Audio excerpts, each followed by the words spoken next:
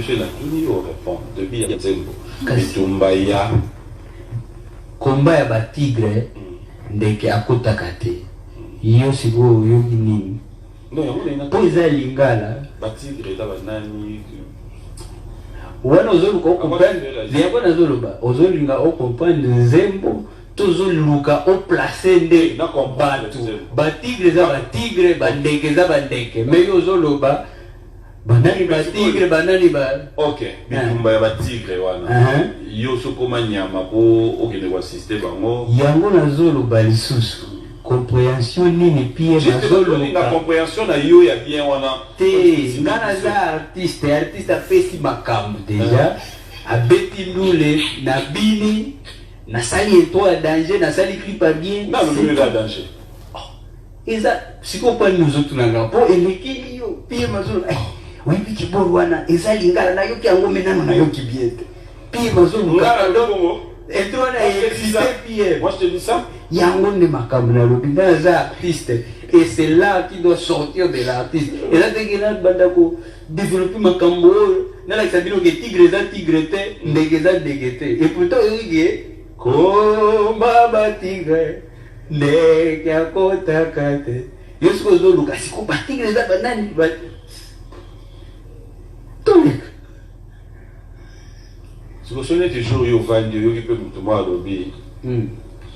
Komba ya ba mi kwapa. Erkila kotaka te. Oga koye benani.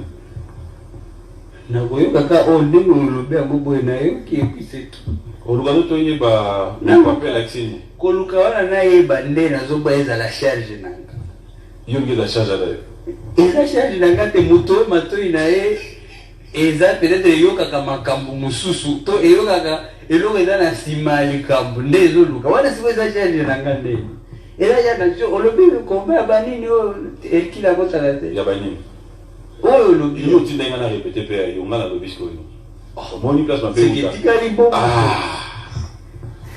se retrouver la combo wana na comprendre combat ba oui bien na za pe makasi na lingala te bosa la sambla marie no sa ba tibi na lingala ne boyebi beke na ba lingala bien moi no lobi pona yo gango il faut répéter makasi pe na yo kite il faut répéter donc yango mo répéter yango el moko yebige na ba réseaux sociaux batu ba finga peut-être fort bakanisa ki zo sanga fort et pourtant na ba mo mususu pona ngela ba je donc ato lobi lo wa munene ngano mo ngo e o nga peta mo otumbola doti fona yataka ebiloko donc et ça la nga rien moko donc là il comme manette donc na ba réseaux sociaux ma finga et puis pour apprendre langue bien na moi il faut ko banda kuna ko banda wa biloko wana ba crête wana ba mafinga wana eza ebele na ba réseaux sociaux neti ba finga ko comprendre te na TV awa wana biloko to beta kati na dose tawa beta nga ba pas question de cesser les fegi oui dose pas baby ça notre rubrique anniversaire fidèles téléspectateurs. Tu as des gens qui fêtent leurs anniversaires. Tu as été dans une fête d'anniversaire. En tout cas, ça c'était une bonne semaine. Merci pour la question. On a eu l'opportunité de souhaiter encore joyeux anniversaire à notre maman Oli. En tout cas, j'étais honoré. C'était le mercredi.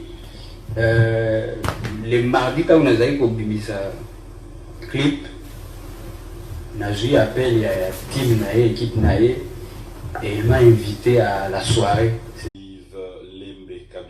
Et merci à papa aussi d'être toujours là. Et un grand merci à tous ceux qui nous suivent. Sylvie Bongo, Jambo, merci à Dangel, le plan spécial à elle aussi. Alors, fidèles téléspectateurs, comme vous le savez, nous l'avons dit dans cette émission, nous allons recevoir pour vous cet artiste musicien qui m'a dit Papi na Orlando partout. Je lui ai dit, on appelle dans Ticotin, sur Orlandinga, on appelle dans Orlando.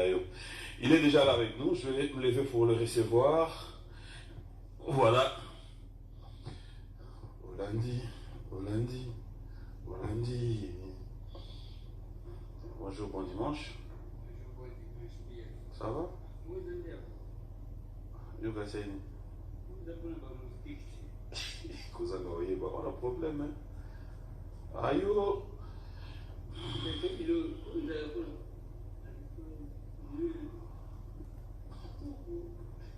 Donc, Abelo, hein? Yo, moi, il y a évité ça pour la nuit, mais après, au changer tout ça, on a parlé. Pas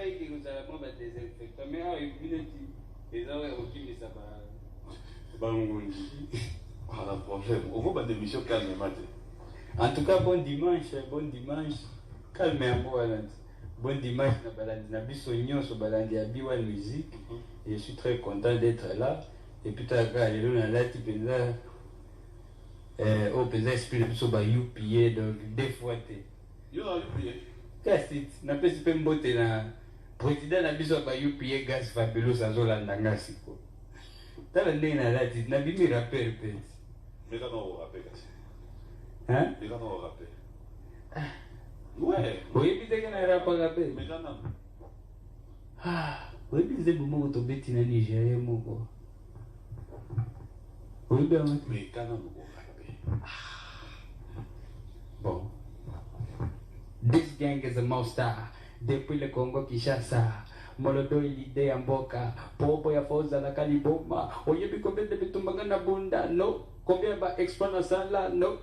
Taba Gucci yambata, Versace yambata na kitoko ya Snapchat. Ba fière Ebola, gang. Et le côté na poche, gang. C'est donc mon phone t'es moche, gang. Le wati m'étonne, gang. Mayokun. Talelanga papioyo. Akwei na pula mabe. Gang. C'est ta one gang. Oui, bien, oui. Ah, oui, la poule à ma belle. T'es là, le big go, le vin à répéter. Il y a tout Si you know ça, au Canada, il n'a répété. You know ça. Mais dans le bien, il y a un rap, il y a un camerounais sur la musique des autres. Il faut arrêter à tomber. Il y a pas. Il y a un rap. Naturellement, rap, ça m'a tombé. Il y a un monté. Quand on a beau, on va plus à Bimisia. Kinshasa Cowboy. Ah. Souvent, on a un bon Orlando Cowboy. Mon collègue père va au talon Cowboy. Nous allons s'asseoir. Donc, les gens de hip-hop, c'est un peu l'esprit. Inosbi. Ça va? Ouais, ça va. Levé de l'état d'urgence, mais nous sommes appelés à continuer avec les gestes barrières. Nous sommes appelés à vivre désormais la Corona Oyo. Un message des innocents, Valomé? En tout cas, c'était difficile. C'était difficile, mais je suis très content parce que bisous tous en Mboka, Oyo vraiment il fallait moi batubazongela misala parce que c'était déjà difficile avant Corona. Puis Corona payé pour bloquer ma cambouébélé, donc c'est un soulagement pour moi et pour beaucoup d'autres personnes, pour la population où ils avaient posé là. Et puis voilà, le monde aussi va continuer avec, comme j'ai vu un message de beaucoup de docteurs, le monde va continuer avec les vivants, mais il faut pas tourner, des confinements, il a fin à Covid. Donc il faut continuer à respecter les gestes comme tu viens de bien le dire. Et moi je suis fier quoi. Merci na gestion ya mboka na biso, il le fallait quoi. Il le fallait et cela a dit handicapé presque le programme de tout le monde. Le monde s'est arrêté comme je ne cesserai de le répéter. Et aujourd'hui, Innocent Valomé. Et dérangeant qui paie moi, le programme d'Oignon sort. Et où on en est aujourd'hui? Bon, je pense que c'est comme je l'avais dit dernièrement. Moi, je suis un artiste et ma Cambouignon sort prévu parce que j'avais vraiment une longue tournée aux acquis déjà en cours. Nous sommes s'arrêter parce que voilà, il fallait qu'on essaye tous de se protéger parce qu'après, si on avait vraiment envie, il fallait vraiment qu'on respecte certaines règles et comme c'était aussi pour tout le monde, je ne pouvais pas trop me plaindre parce qu'on a vu la Champions League s'arrêter, on va milliards, NBA, bêta.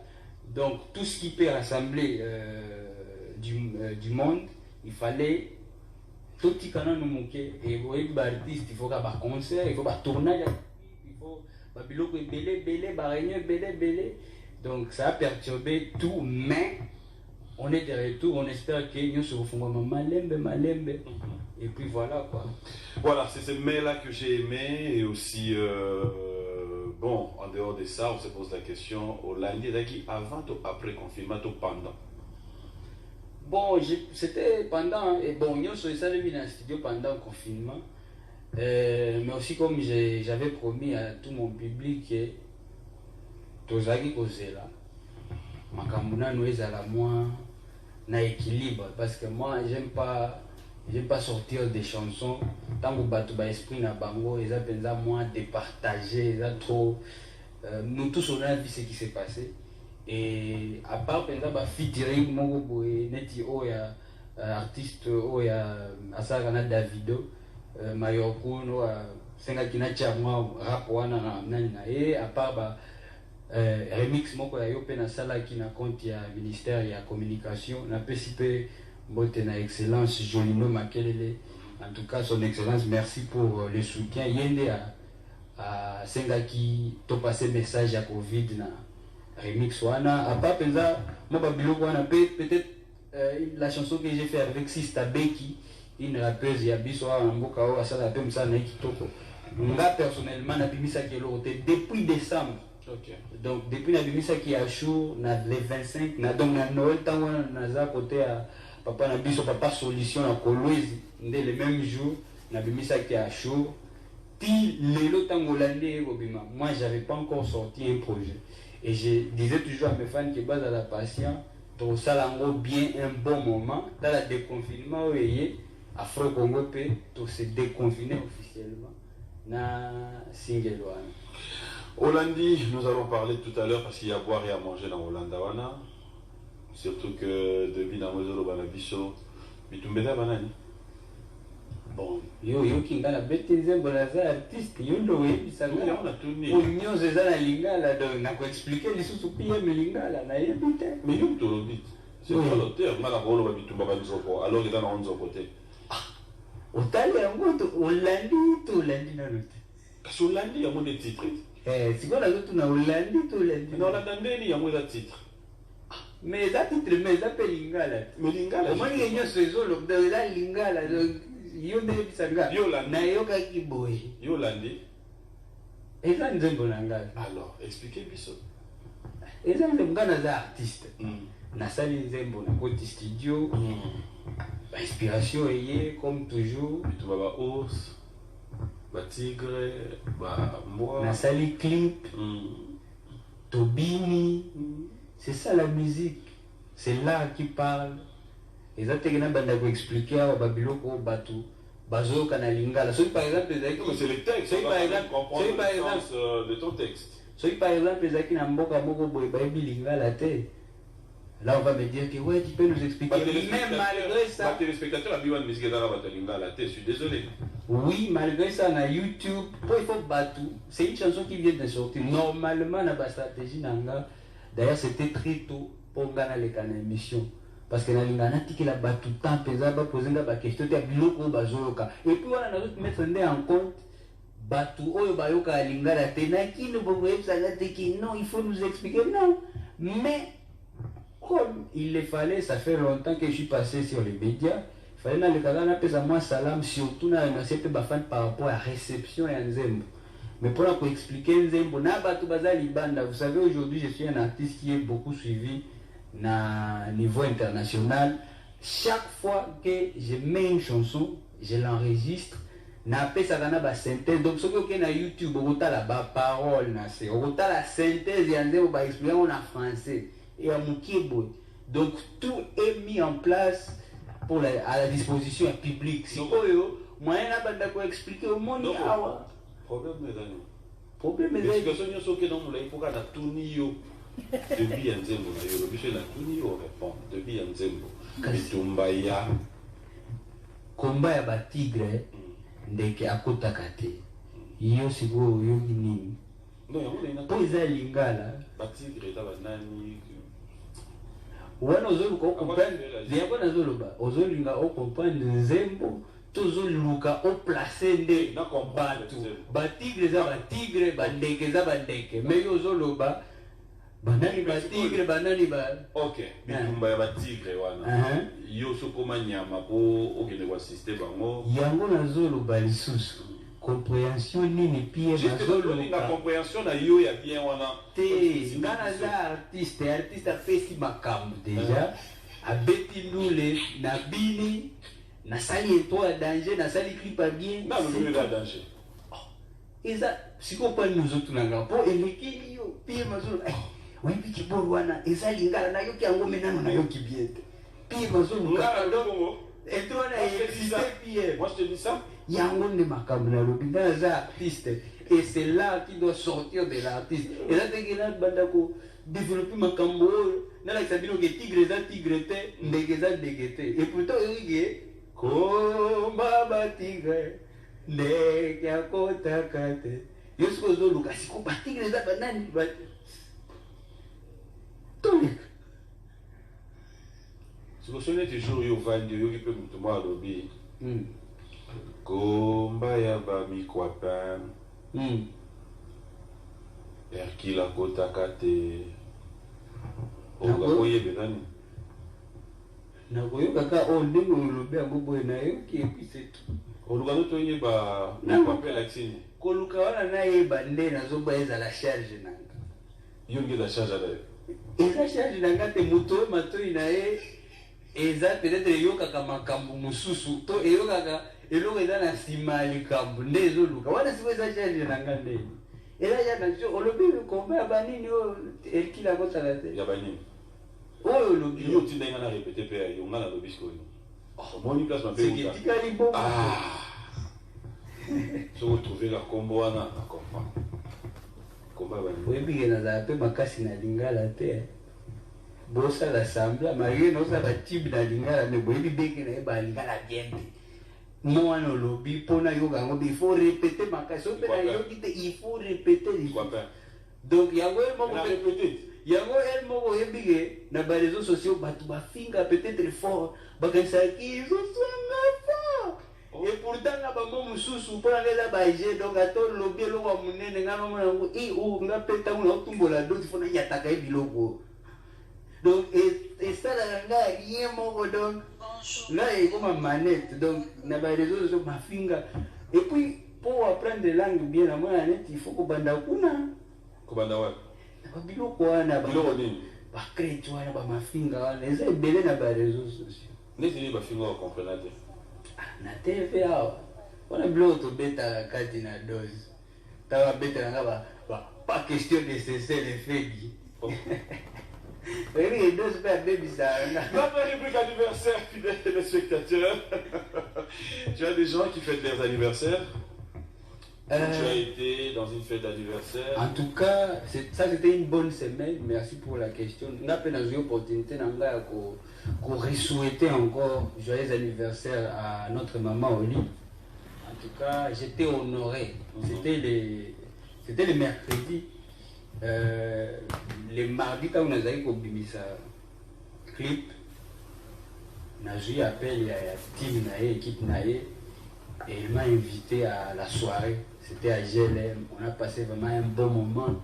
On a écouté des comédiens, des belé, des sololi, des photos, des peli. Et puis, c'était ma première fois là. Et là, ça a plaisir. C'était ma première fois.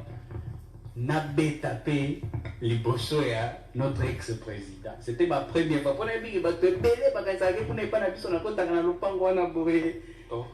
c'était ma première fois que ça. Na kota na gele na beta moi playback à l'honneur il y a ko souhaiter maman Olive joyeux anniversaire donc na sepeli fo epelo sepeli nga lisusu Raïssa sepeli azo seka azo pe téléphone ya bandi au filmer biso na ngana ba vidéo loin ba dino là ba ici pechanga tozo bina a sepeli fort a sepeli pesa fo donc na minute na téléphone na e okuta kuna image na biso eza et puis tant on a eu qui tenu la soirée, ils ont jaune noir. Na yebi jo na kuti kuna batu ba respecter tennis on a lobi o basela on a boule ya clip ya Hollande tonde na lobi maman on dit ba ngati na niveau donc ba joyeux anniversaire embelé pa na e merci encore pour continuer à valoriser culture na biso. En tout cas, nakutani kuna na ba communauté na biso presque tout ba lava ba ngabo na sepe kuna na bango fort na YouTube. Et puis nakutani kuna pe na biso karma pa na pesi ba mbote. Voilà, nous allons prendre notre rubrique anniversaire. Ça sera pour souhaiter bon anniversaire à Paulin Mukendi, grand charisme qui a fêté hier. Et avec Upfront Technologie aussi, vous avez l'occasion désormais de comprendre que vous pouvez être en toute sécurité partout où vous allez parce que vous pouvez contrôler de loin votre maison à travers les vidéos de protection, bien sûr. Merci à Brandy Poutou, partenaire de cette émission. Et enfin, Orange RDC, Orange Kadis Moui, coup de chapeau. Il a toujours été présent, Monsieur Gérard Lokossou. Merci à vous. Merci pour la confiance et merci à la Fondation Trésor Moutiki. Je reviens avec vous. Alors, cette fois-ci, on va un peu parler de l'actualité. Confinement, ils ont eu de temps. Nous avons vécu ça sur des réseaux sociaux. Après, on n'a pas eu le temps de pouvoir en parler. C'est votre nomination dans BET Award qui a eu à faire parler aussi parce qu'il faut reconnaître, hein, félicitations déjà. Merci. Je vais retrouver ma place à Beaumont. Raconte-nous un peu l'histoire. C'était comment vous avez appris la nouvelle, comment vous avez été contacté. Après, une petite histoire jusqu'à arriver au niveau... par rapport à BET, je pense que moi je dois seulement, tout ça je dois ça à mes fans, hein. Je dois ça vraiment à mes fans. Et l'autre qui n'est pas nominé dans la BET, c'est une chanson qui a été validée par le public, c'est le travail qui a été validé par le public. Et donc par rapport à ça, vous tournez profiter de ça, jeune au Bastenanga Mingi Inos Family, Bazolandanga Siko, je pense, après ce bango bon dimanche. Par rapport à BET, en tout cas, c'est le travail, il n'y a pas eu. Tant que contacter Bisso, ils ont déjà tango nomination, ils ont déjà confirmé. Donc ils ont que c'est quoi les critères si vous avez une idée? Na yebité mais on a talaki ezake batutu na zaki na bango na catégorie, c'était des grands artistes qui travaillent beaucoup, Barna Boy, Nino qui a représenté la France, Azad d'origine à mais il a représenté la France, Stormzy, ce que tu as dit présent na rappeur ya UK basala déjà Makam. C'est des grands artistes. C'est un South Africa, Shoma Josie. Donc, au travail, au consommer. Et puis, voilà. Donc, j'ai pas vu un artiste Oyo Nayebate. Peut-être par rapport à côté, pas na bisoa, pour toi, mi francophone, pour toi, francophone. Mais moi, je suis un artiste, j'essaie toujours de m'informer par rapport à comment ça se passe en Afrique, Mobimba, na Mokili, parce que au moins, nous avons la capacité, moi anglais, moi français, moi Swahili, pour qu'on appelle la population, donc j'essaie vraiment de m'informer. Puis quand pour tous appels à lusophone, langue il y a portugais, angola, nini. Chaque fois, on pense qu'on est proche, il y a angolais. Et ça a tango tozokende kuna entre biso ba congolais po boso la lingala mais ce que na angola na normal oui que mais ndeni toza ba voisin na bato mais langue na bango tellement différente ya makambo toto yoka o moi anglais te mais ka portugais moi français te mais ka ki portugais donc là mon boulot donc j'essaie vraiment de m'informer banani bazo beta wapi et c'est comme ça que j'étais fier de cette nomination là parce que Zaki a et ça qui pendant les nominations et bénéfique parce que tu sens que c'était vraiment par exemple d'abord on a problème il y a côté liste on ensemble parce que et voilà on a beau bazar on a bâti belé. Mais après qu'est-ce que selon toi il a fait qu'on ne revienne pas comme on dit ramène la coupe à la maison? Ce qu'il a fait, je pense que après là, il a dit première nomination, et je ne pense pas que vous êtes la dernière. Et puis, j'étais aussi en face, il y a des artistes au Baza, mais ce que moi j'ai beaucoup apprécié, c'est que, na bango tout, il n'y a pas un seul artiste Oyo, à Ningisaki Média, Neti Oya Congo, ou à représenter Congo, parce que Même les jours J. Non, ezangate Pierre. Nazoloba. Même les jours J. Au moins, na sepe na lobby na la fière point parce que les jours J. Au moins, chez nous on a biti. Na ebité soki bato kotoyo ba ebi yango depuis quand? Mais biti wana, biti award. Biso na goma na toza ba bana mike. Totalaka cérémonie wana na ba VCD o bato basombaka batie compilation batie collection ya banzembo ba américain ba tanzanien ba nini siko batia pe ba biti award 2006 biti award 2007 biti award 2009 totalaka biloko wana toyebaka te eza chaîne ya monene donc na mutu nanga déjà biloko wana ezalaki ba auto-formation moko inconsciente quoi, tu vois. Si quand tango lelo na 2020 ba économie nga na comprendre et puis ça en 2022 na comprendre mais depuis déjà ba année moko na banda déjà kotala bango siko de près parce que internet et continue makambu ba époque kala na tozali kotala ngo na ba na goma na ba VCD on regardait ça na ba retard mais tango siko to avancer internet et na comprendre que c'est une grande chaîne oh c'est des braka excellence ya ba black ba noir. Si vous imaginez que vous autres moulins, vous avez en Afrique, vous avez en Kine, et ça que vous avez un label qui na États-Unis, en France, en Angleterre, mais vous avez awa, au Bundi, vous avez un clip na bino, moi au chouet, vous avez un clip na bino, moi studio na Palm Beach, même qui est validé, maintenant les jours où na bitiwana. Bato bazaka connecté na ba Twitter, Instagram, Facebook, batalaki. Il n'y avait pas vraiment un artiste oyo ba posta qui na biti wana netinga.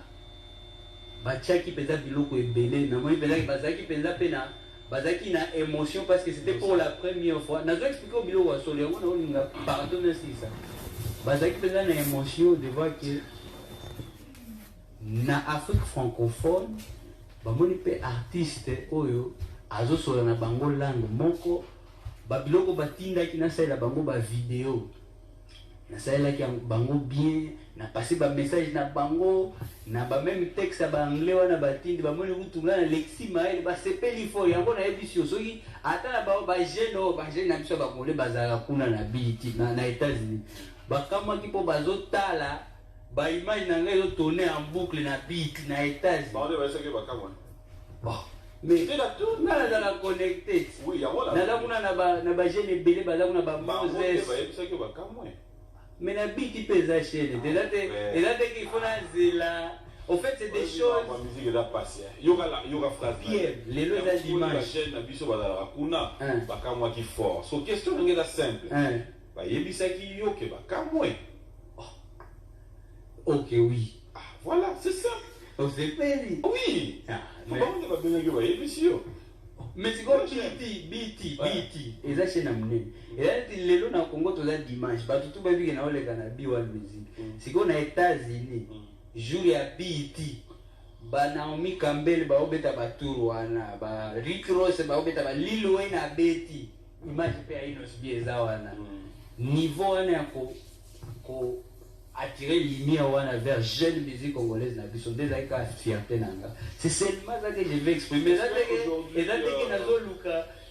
aujourd'hui cette nomination peut t'amener sur un terrain de te dire enfin je suis arrivé non moi je ne suis pas comme ça il y a encore beaucoup de choses à faire et pour moi je dis toujours que ce n'est que le début l'avantage na parcours nanga na luka kaka etea ba o ba croire te na ba capacité ba jeune baza nango parce que soko tali ba vitesse ba biti wana qu'il pleuve ou qu'il neige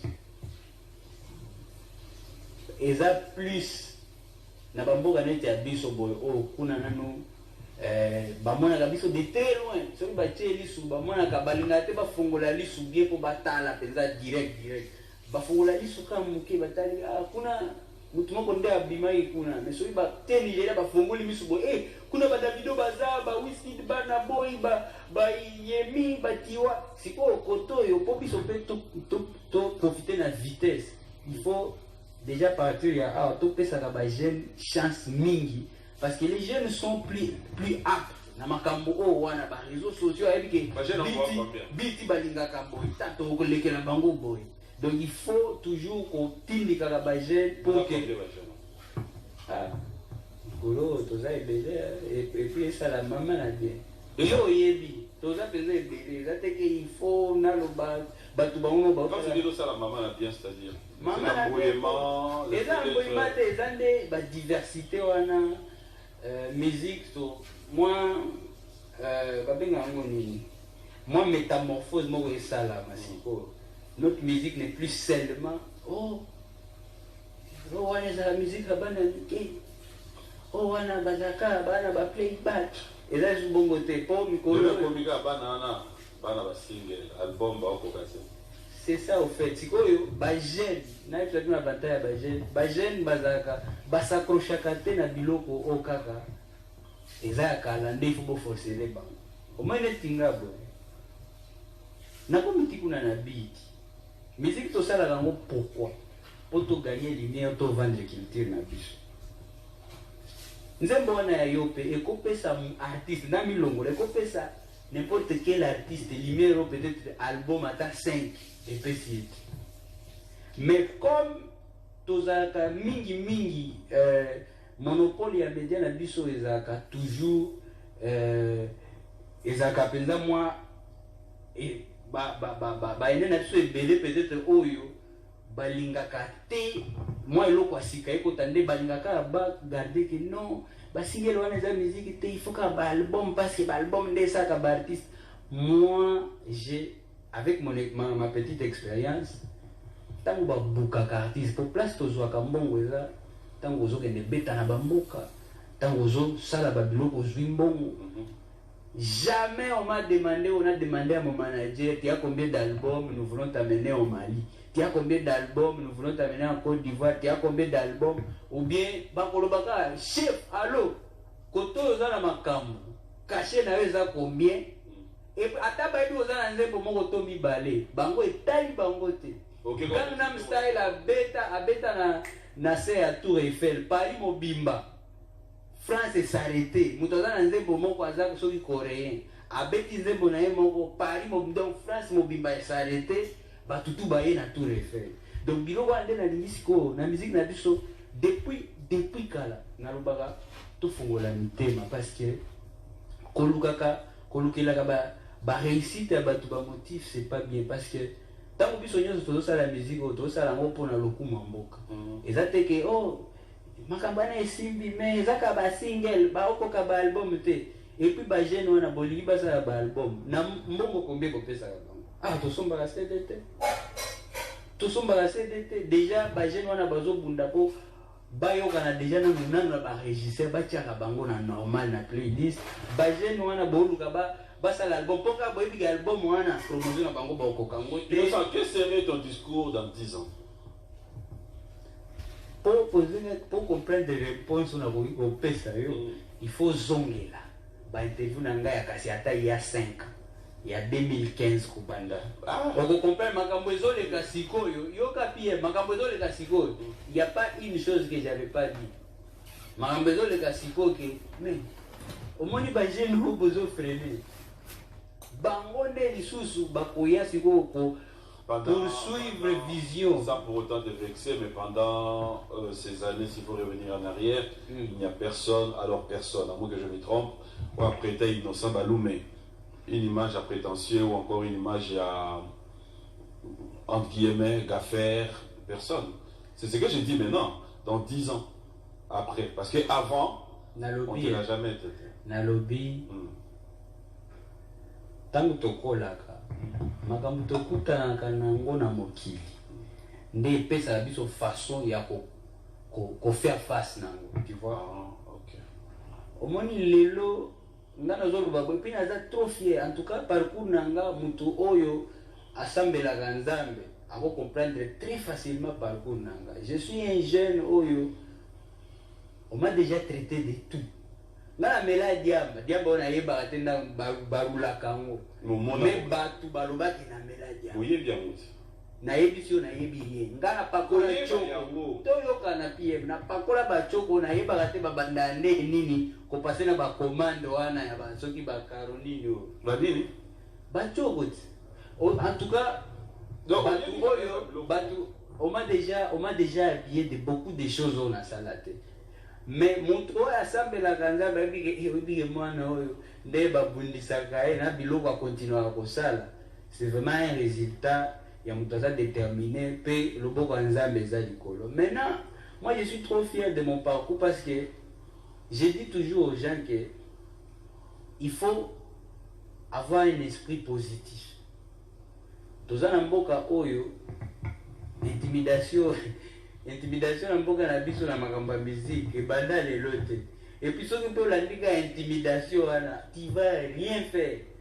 Au moins ba jeune abatu déjà avant abima libanda et pas na bango balakisaka eke omoni yo nde oza wana ata après 100 ans okosala rien netifte au garder yango na mutu okelala na insécurité que non je ne suis rien je ne représente rien et pourtant tu as toutes les capacités nzamba akela biso na image na ye mais être humain mususu azo biso que yo za eloko te wana nde bagafe siko ngana ngate mais tant que ngana koya kolobela ngo awa na media pona kolamusa ba esprit ya ba jeune ngande siko omebisi charge wana ozaka gafe ozaka impoli ozaka ingra mais nzambe pe alalaka te nzambe alalaka penza te omona ngana lobi eloko yango ne batutu batali babosani ke na YouTube l'artiste le plus jeune le plus sacrifié na media na biso neti ngaza te qui te sacrifie nga omoni na YouTube babimisa neti naza nyoka soku ba moninga il faut koluka mabanga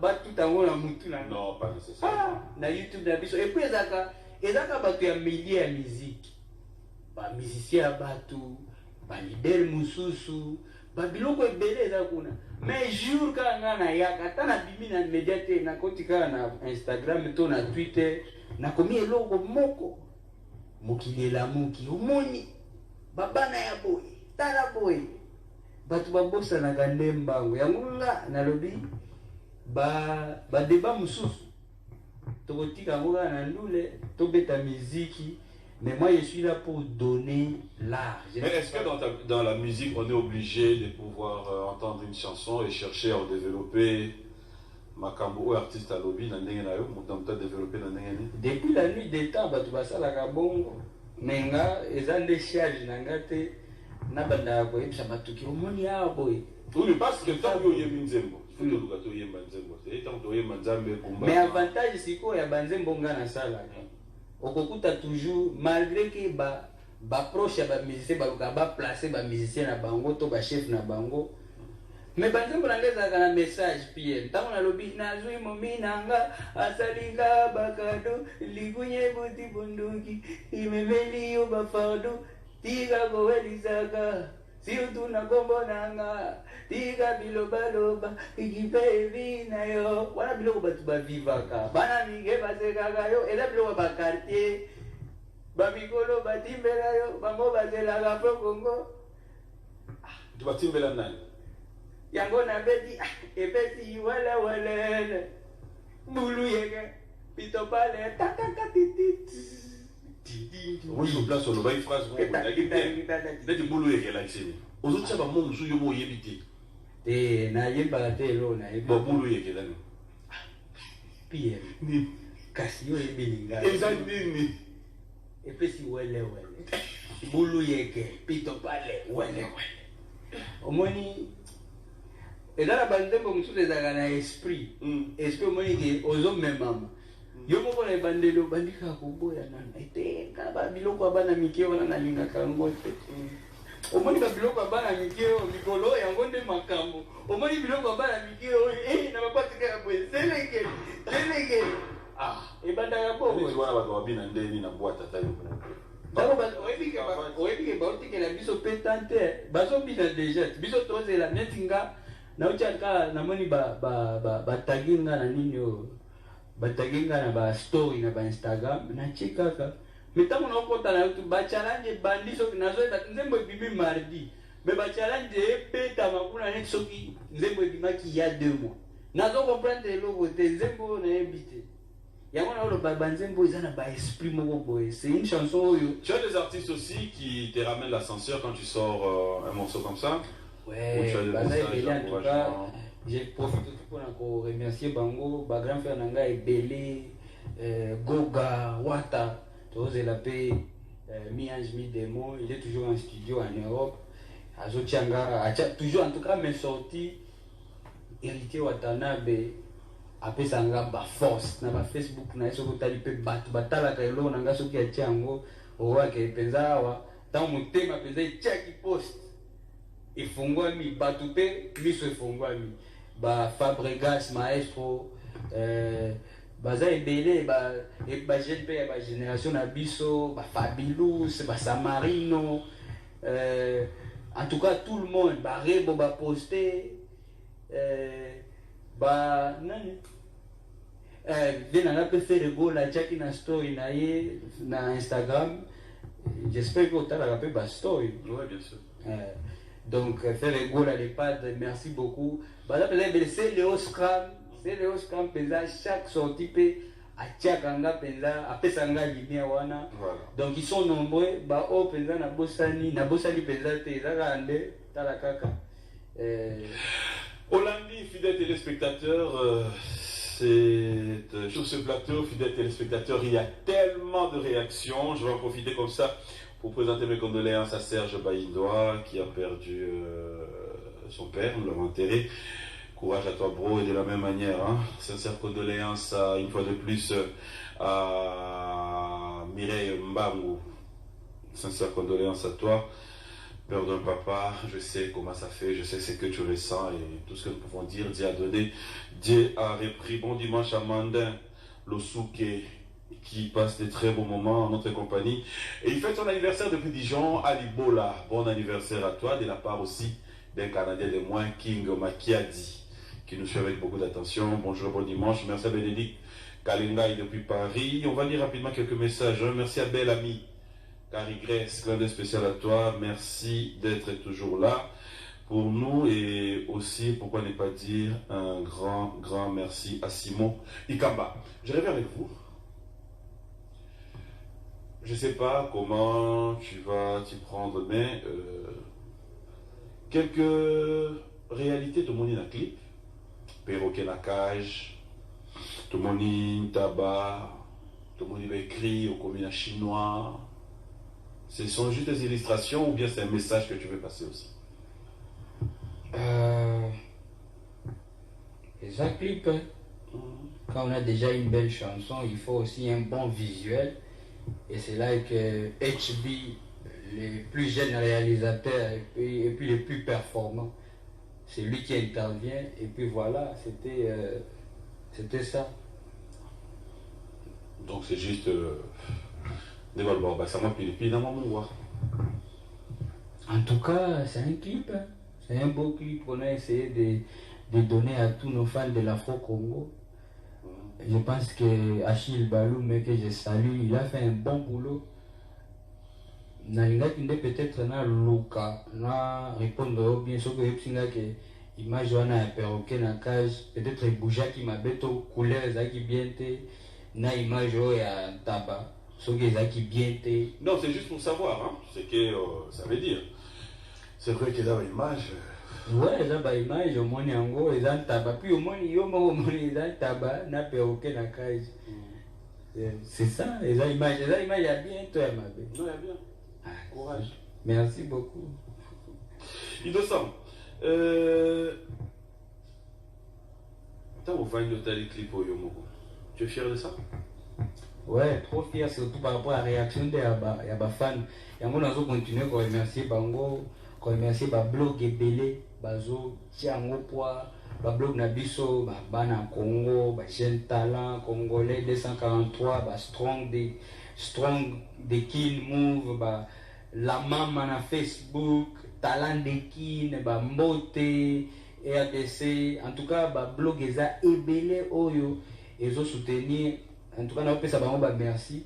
Na ba fan surtout réaction bi que clip oyo et que de bien. Mais na liba même sur un niveau mususu. OK. Ba même on peut un niveau mususu ba continuer à consommer et puis ils ont la plateforme nyonso. Mais tu donnes combien de temps pour qu'on ait encore quelque chose d'autre? Et où tu peux bien et puis que c'est une semaine ouais justement donc bah tout vraiment bah aider mi ba consommer en sans modération pour mikolo yo parce que pour celles qui les bâtiments vont bien d'abord bien avant on sait pas mais c'est que ouais puis que na utaki ka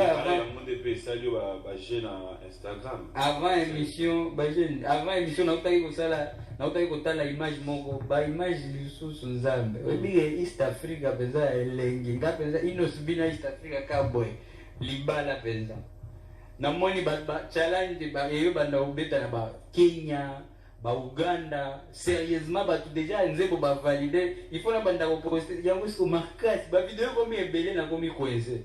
En tout cas, je suis trop content par rapport à la réaction réception à bato ba fan na penza baza makasi na comprendre penza que na komi na armée mo wa Osaka na ngo derrière toi non c'est toza na ita kiyoki na linga bato ne baba nda ko luka ki derrière inosbi ba ce qui est un message à félicitations.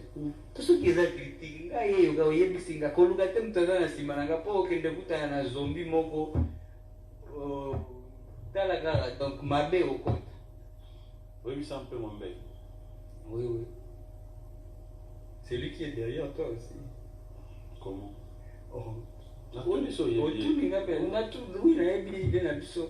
oui, en tout cas, ça là est belé pour le Congo déjà, dans les médias. Voilà, c'est Magazine Grand Lac, fidèles téléspectateurs. On devrait en principe déjà l'avoir ici à Kinshasa aussi. Mais c'est depuis Sassam Pengombe, leader, Claudia, Boba Misso, Aleitela, et pourquoi ne pas penser dire bonjour et bon dimanche à Jean-Michel Gonda, qui nous suit avec beaucoup d'attention. Et merci comme ça à Fiston Tezo, Eric Tezo. Monsieur Richard Chitea, rapidement, je vais voir quelques messages. On a les. Ok. Otala NWE. N plus NWE. Niggas with enjoyment. Tu as des messages de félicitations. Il y a Lindala la Moudodi, tu connais? Nayo kaka, c'est pas Nayo. Lindala la? Oui, oui. Linda. Lindala la? Lindala la Moudodi. Ah, eza Linda to Lindala? Lindala la. Eza oya...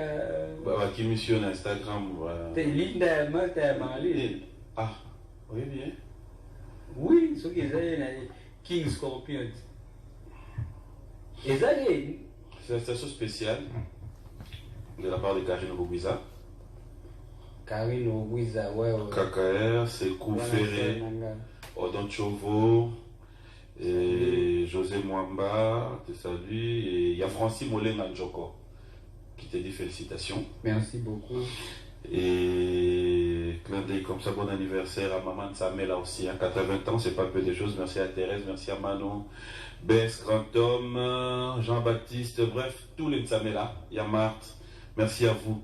Et puis tout coiffure. Alors, je reviens. On doit tenir un message.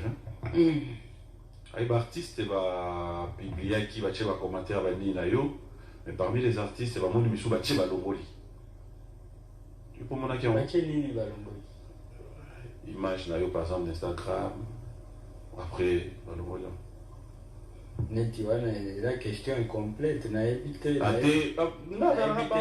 évité nani achaki alongola ki wana ebike wata achaki alongola ki maestro achaki alongola ki te Jésus de Nias achaki alongola ki te balobi Rebo achaki ba image alongola et pas c'est non yo lobi artiste bachaki makamba clip balongola ki moko misusu Rebo achaki na story ça la 24 heures clip ebimaki mardi azalaki nde elo moko na Instagram na ye bato bamoni bafoto edisparaître ezongi lisusu oyebi azala makasi na réseaux sociaux nga makambo wana mpe ifo nayekola elakitindika chakali nayebi nde te soki eza par rapport à nini yo nde faut développer po talaka c'est ton pote quand même. Oui. Mais yo olobi olobi baartiste batiaki makambo na nga ya clip puis balongoli mais ye nayebi déjà ke atiaki yango ebimaki mardi Après 24 mercredi, story Est-ce que dans ta façon d'être, ça peut t'arriver aussi un jour de décider au bien l'artiste? Bien, montre-moi ça la même, etc. Kwani magamba kutia clip une question, non, c'est juste une question. Là, ça peut arriver, pourquoi pas. Voilà, très simple. Oui. Tu penses avoir ton premier fils à quel âge? Bah, quand va prévenir ça, on a 23 euros, bon. Il y a moi, les fans de paix, et vous allez même, l'inviter. Après, on a tout fait la bandaka. Il y a aucun au et là, tu es au cas de l'ango. Et mon déjà, et déjà invité. Tout c'est la gaga. Tout ça peut bouiller, ma pas si intéressant comme ça. PM, nada mobile. Ce qui veut dire. Nada peut-être au limite de Basingana qui m'a baouna kia. Nga pesa na bango kaboué. Oui. Nada mobile. Il y en a hier tout bango. Comment tu peux témoigner? Yo le bi yo makamba c'est intéressant. Aussi ko ngana le bi nada mobile intéressant ka témoigner. Yo na bango ndé. Ah, basi pesa na ebité obi écoute déjà bango de base na biso. Bango de base na makambo tout. Et banaka na bango. Ça avant de conclure hein. O lo makambo lo ba question mo kaka mais ça répond-moi. Et non ta la gamme. Rappelle la moni. Na pesi mbote. Oh. Au moins, il n'est pas le pèse en bas. Ah, papa, pas de problème. Na bien. Les lobes na ça va tout plaisir. Au moins, place où tu as vendu dans Ndako. Abio, nga Diams, nga o, nga Irishman Ansi, o, nga George Superstar, nga Saramba. Bref, bah, tu vas vendre et va longo. Les lobes va bien tout cas te yokai. Nous ça va gouner la peine. Baguna Côté. Côté de Momi. Pembe, Mwindo. Nyaka kitoko nani? Kitoko Hollandi. Otulinga baba ngati. Ali amtu shida ala kitoko ala la mature ala sexy ça la bien. Taka na za artiste. Moi design ça la toujours bien. Mais aux années déjà non? Otulinga baba. Oui, on a bien. Et là otulite ki o ezana. Oza déjà na buana.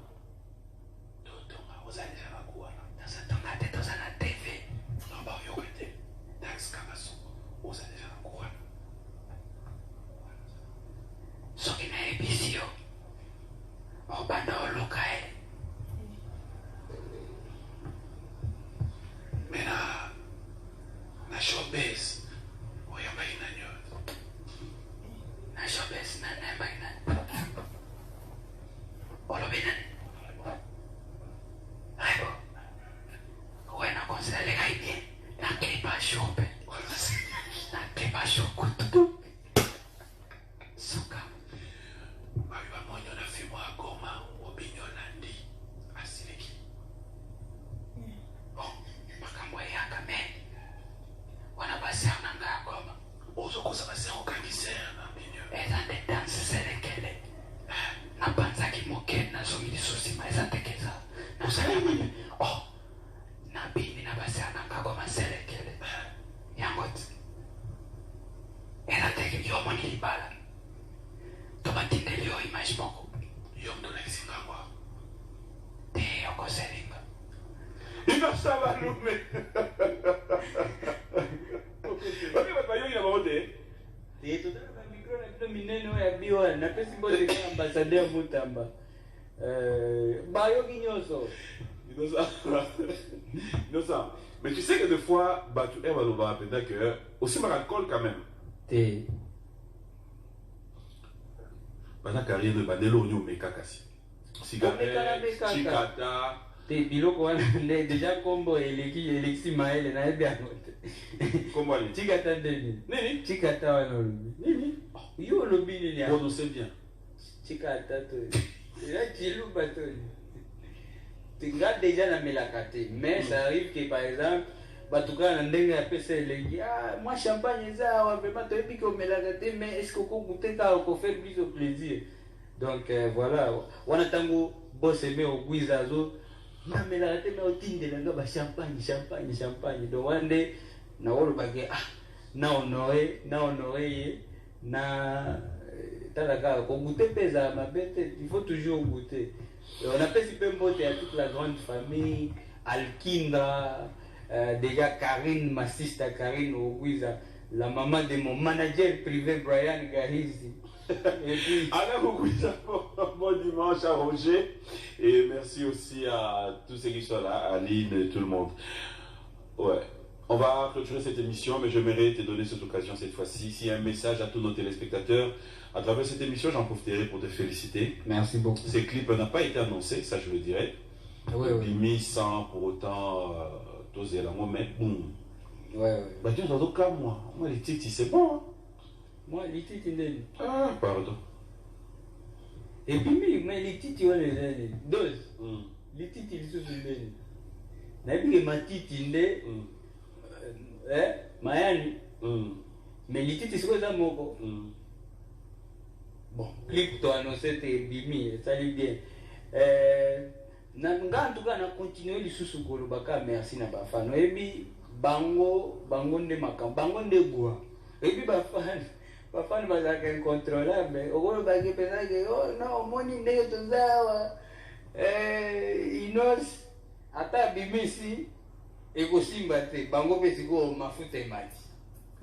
Après yo pe surtout barubi après yo pe mwana o pensa na ba musique wana beze kosimba te musique ya babi musique ya nani loto donc obeti eloko ebeti par chance siko eulandi eye pensa na sepeli makasi bafani nanga pensa bango nde makambo na profiter pe qu'on remercier comme il le faut les grands leaders de l'Est pour les grands cadeaux comme Kitoko, mon vieux Eddie Murphy, n'a pas essayé Bambo Tebele avec mon papa Before, n'a pas essayé bon dimanche.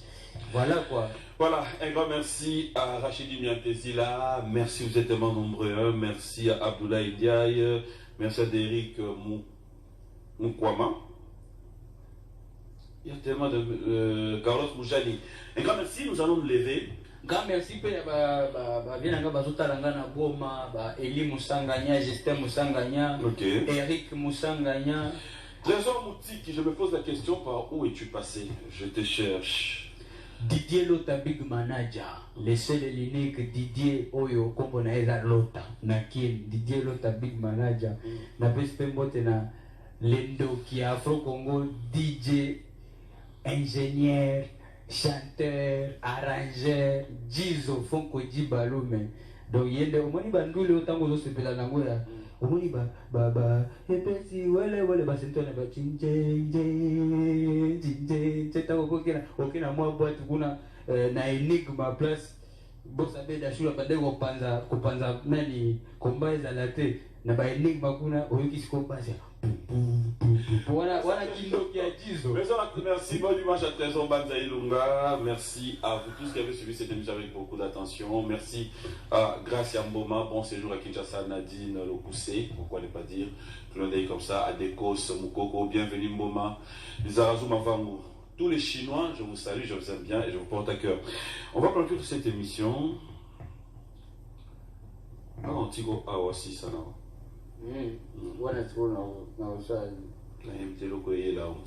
C'était encore une surprise. On va clôturer cette émission. Je vais dire bonjour à maman Mboma, maman Rose.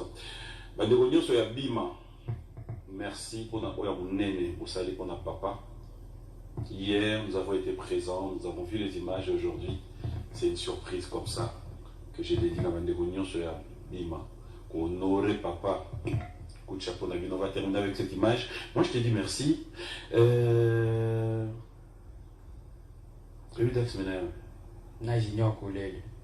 Michel Bombon, Bella, oui, bien. Oui. Ah. Pas mon quoi. Penabima Prida. Et moi, il y a Bimisa Nyoka, non, non, on a toute la question à Bimi. Mais répondre sincèrement, non, on a plateau. Distanciation. Diana Lola micro. Namona qui quoi de l'obajo. Roubé Bissa. Et la lobiga, yo pour le gars aussi, pas de problème, Vous avez une infection.